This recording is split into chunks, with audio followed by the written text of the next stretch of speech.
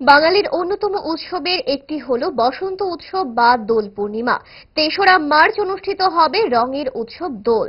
দোলের পরদিন সবাই মেতে উঠবেন রঙের উৎসবে।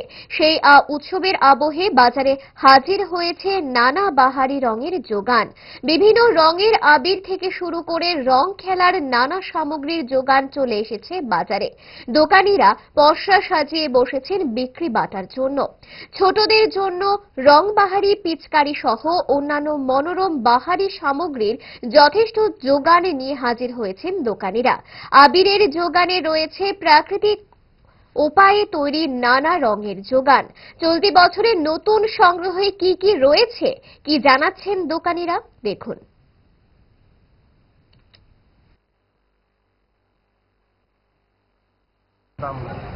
সামান্য যেমন আবিরিটা আছে 50 টাকা কিলো, এটি আছে 120 টাকা কিলো।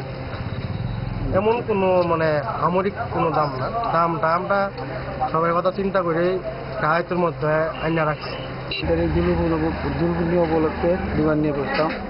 তার জন্য এবার তো আগামী ইয়েতে একটু খারাপ ছিল, তার জন্য এবার বসলাম, দেখি কিরকম হয়। কীরকম দাম? তো 10 টাকা শো, 15 টাকা প্যাকেট, 10 টাকা প্যাকেট, 20 টাকা প্যাকেট গেছে। এবার কীরকম করছিলেন? মোটামুটি। এবার কীরকম আশা করেন? দেখি না কীরকম হয়, ভালো নাকি।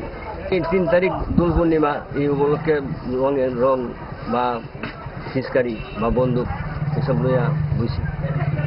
কীরকম দাম আছে? এই তো মোটামুটি গত বছরের রেঞ্জেই দাম আছে।